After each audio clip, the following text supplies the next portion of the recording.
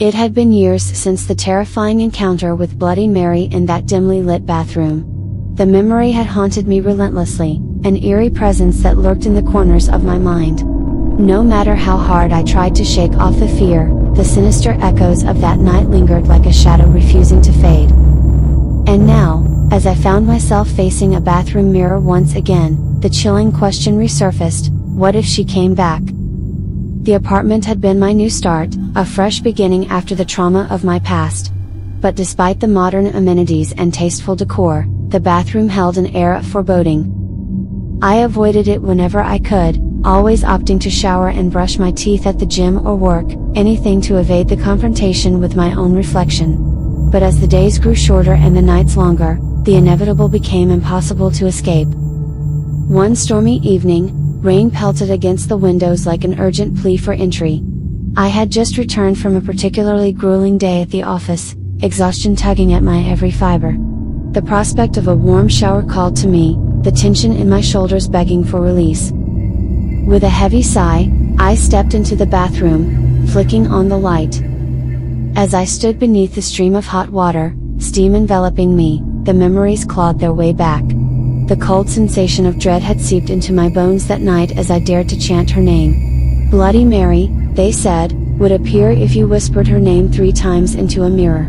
A foolish dare that we had all laughed off, until the mirror's surface had warped and twisted, revealing a chilling figure in a tattered white gown, her eyes hollow and malevolent. I closed my eyes, willing the haunting image to dissipate. But when I opened them, there she was. Not a reflection, but a presence. My heart raced as the foggy glass revealed her silhouette, a dark shape standing just behind me. Her breath, icy and deliberate, grazed the nape of my neck, and I could almost feel her eyes boring into my soul. Panic gripped me, and I stumbled out of the shower, wrapping myself in a towel. My reflection in the fogged-up mirror was distorted, as if the very essence of the room had been tainted. My hands trembled as I reached for the towel rack, accidentally knocking a bottle of perfume to the floor. The glass shattered, its tinkling sound lost in the storm's clamor. With each shard I picked up, my heart raced faster. The room seemed to grow colder, the air heavy with a malevolent energy. I could feel her presence inching closer, her hatred tangible.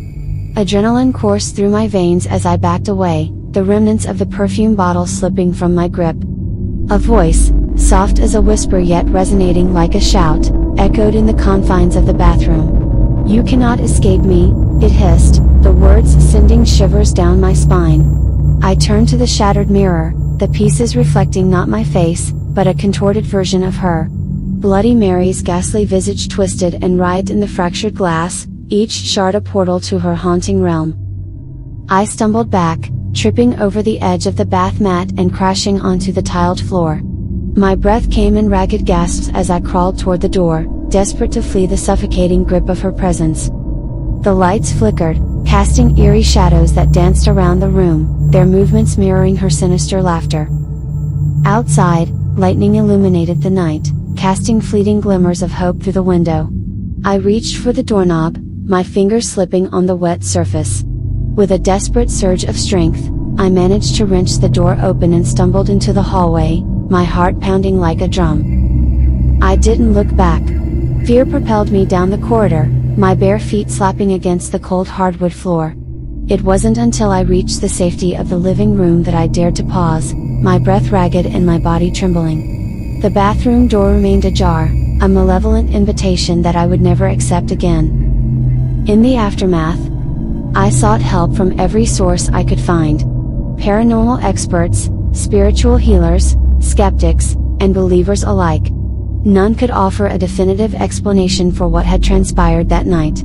Some suggested it was a manifestation of my trauma, while others believed it to be an otherworldly entity that had attached itself to me. Regardless of the cause, the terror I had experienced was undeniable. Years have passed since that haunting encounter. I've moved cities, changed jobs, and sought therapy to overcome the lingering fear. But even now, in my new apartment, with its pristine bathroom and modern mirrors, a shiver still runs down my spine whenever I catch a glimpse of my reflection in the glass. The echoes of that night continue to reverberate, a reminder that some horrors can never truly be escaped.